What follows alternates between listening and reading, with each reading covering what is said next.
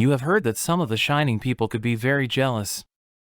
Even Zeus himself used to get quite angry if he thought that anyone, whether mortal or immortal, was receiving too much admiration and praise. So, knowing that a certain man called Prometheus was very great and wise, the king of Olympus kept a careful eye on him and was always ready to interfere if Prometheus in any way usurped the royal power. Prometheus, for his part, was too busy teaching other people all he knew to give much thought to Zeus's jealousy. He was like a clever giant among men and cared for nothing but making everybody happier and wiser than they had been before. There was one thing that, above all the rest, Prometheus wanted to present to mankind, and that was the gift of fire. He knew all about it, and the wonderful things that could be done with it. He knew that the sun itself was a ball of this beautiful and flaming mystery, which Apollo drove daily across the sky in his jeweled car drawn by glittering, winged horses. Prometheus knew, too, that there was fire in the high stars, and in the heart of the smoking volcanoes. But on the earth itself, in the homes and workshops of men, there was no fire, for Zeus hid the secret of it and would never tell any mortal how to produce even one little ton of living, leaping flame. The big generous giant was quite aware that it was of no use to ask Zeus to reveal this great secret, for Zeus's jealousy would make him refuse at once. But Prometheus was a friend of Athena's, and he begged that beautiful and kindly lady to show him the way to Olympus.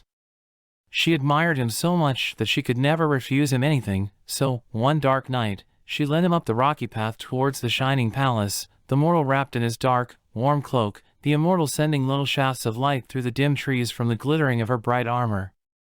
As they went, Prometheus stooped and gathered a fennel stalk, long and hollow, and placed it in his bosom, under his mantle. Then on they moved, through the dark pine woods, past the rushing mountain streams, up, towards the palace among the snows and the stars. Presently, the stranger caught a glimpse of the bright halls where the nymphs danced, and the 9 muses sang, and the immortals laughed and talked at their banqueting tables. Here, while the earth below was so cold and gloomy, was a delightful warmth and light.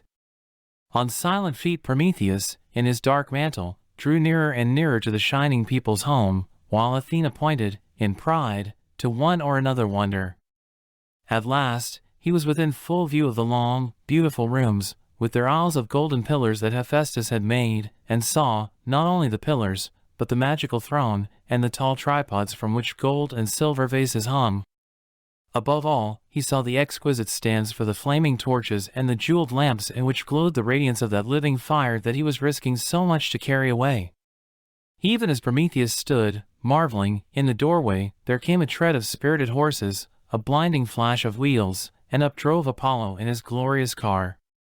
In an instant Prometheus shot out his hand, and, from the chariot, stole one splendid jewel of light. Down in the hollow stem of the fennel stalk he hid it, placed the stalk in his breast, folded his mantle tightly about it, and fled away, afraid lest even Athena should see what he had done. As fast as feet could carry him, he sped down the steep slopes of Olympus back to earth, breathless with anxiety lest the flame and the jewel should die out before he reached the valley. But the fennel stalk guarded well the little treasure of fire that had been entrusted to it. Prometheus arrived at his home, drew the precious stem from below his mantle, and, setting light to a torch that stood upon a high stand, let the flame shine forth on earth like a new and wonderful star. That same night, Zeus, looking down upon the shadowy world from the bright glories of Olympus, saw little jewels of light peeping here and there, just as you may see the lamps glowing in distant windows nowadays when twilight falls. The king of the shining people started with surprise and stared more closely. Then, all at once, he knew what had happened. He knew, too, that only Prometheus would have dared to pass the doors of the sacred palace, and to steal the stuff of which the sun was made, the sacred fire that belonged to the immortals alone.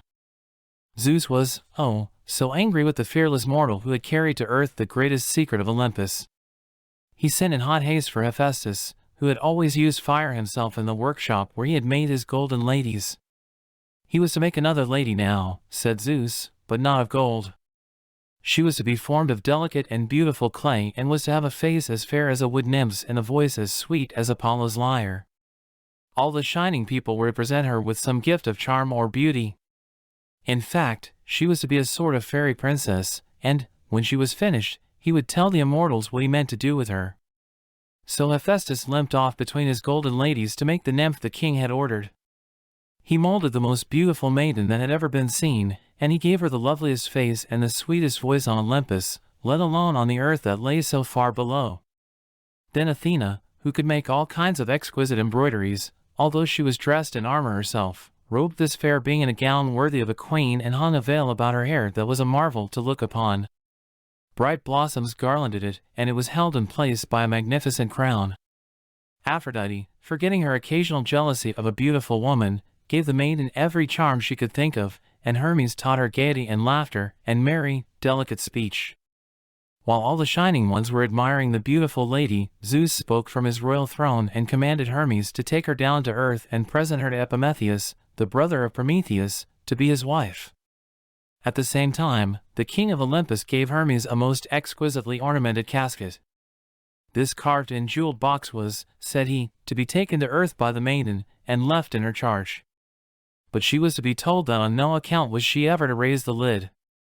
Then, having given this order, Zeus said that the maiden was to be called Pandora, which means the all-endowed, and he settled himself to wait while Hermes went down to earth with Pandora and the mysterious box.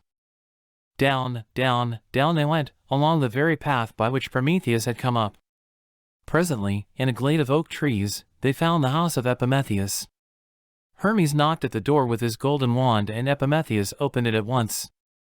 He recognized the winged messenger of the shining people immediately, but, of course, he was a good deal surprised to see the lovely maiden in the golden crown and silver wedding veil, all garlanded with the flowers of the immortals, with, apparently, the rest of her luggage in a beautifully ornamented box at her feet. However, when Hermes informed him that this fair creature's name was Pandora and that Zeus had had her made on purpose to be his wife, Prometheus accepted her without hesitation, as, indeed, who would not? Taking her indoors with him, he began to admire her lovely complexion, her bright eyes, her charming smile, and her delicately embroidered robes. The box, however, he took away from her and set in the corner, for Hermes, before he left, had repeated Zeus's orders that, on no account, was either of the happy pair to lift the lid. Well, Prometheus and Pandora settled down together as cheerily as possible. Pandora found life on Earth quite delightful, her husband was so fond of her and they had so many friends. She had not a single wish ungratified, save one. That one wish was a consuming, overwhelming desire to know what was inside the box. Day after day the desire grew till, at last, she could hardly attend to anything. She was always pausing in her work to stare at the mysterious casket in the corner of the room, which was tied up securely with a golden cord. Prometheus scolded her more than once for her curiosity, but he could not cure her. And at last, one day when her husband had gone from home, Pandora could restrain herself no longer. She seized the box, pulled off the golden cord, raised the lid, and prepared, in the greatest of haste, to examine whatever was hidden inside. Alas, poor Pandora! She soon knew the secret. Out from the box, with a buzz of wings, flew hundreds of the strangest little brown creatures, like moths, with the stings of wasps or bees. They settled on her neck and arms, and stung her heartily, before they flew off, in a cloud, out of the window. Meeting Prometheus just outside, they stung him as well, so that he rushed into his house, calling out to know what was the matter. There, in the middle of the room, guilty and sobbing, stood Pandora. With one hand she was rubbing her stings, with the other, too late, she was holding down the lid of the box. You see, Zeus had known this would happen. It was his revenge on Prometheus for stealing the fire. The strange brown insects were the dreadful and nasty things that are so disagreeable in the world today, things like measles, and whooping cough, and unkind stories, and sums that won't come right, and dangerously thin ice when you want to skate on the pond. Worse things than these, too, flew out when Pandora opened the box. And Zeus smiled most unkindly as he sat on his throne, and declared that it served everybody right. While Prometheus scolded his poor, beautiful wife, and Pandora continued to sob, suddenly both of them heard a low sweet murmuring coming from inside the box. Pandora stopped crying, and Prometheus stopped scolding, to listen. This is what they heard. Let me out, too. Let me out, too. Let me out, too. I am not anything disagreeable, but the sweetest gift that was ever made to man. Only let me out, and I will tell you my name, and you will understand. Pandora and Epimetheus looked at each other. Then, very cautiously, Pandora lifted the lid of the casket once more. There was a flash of wings, a little song of delight, and a glimpse of a lovely small being with shining eyes and hair. Out of the window, the delicate little creature sped, like a glittering hummingbird. For a moment it hung among the climbing roses, a tiny jeweled form, sparkling and beautiful. Then it sped away into the world beyond, and Pandora and Epimetheus just caught the echo of its last words as it went. "My name is Hope." So, you see, although Pandora did let loose everything that is disagreeable in life, she set Hope free, as well. And hope is the very sweetest thing on earth.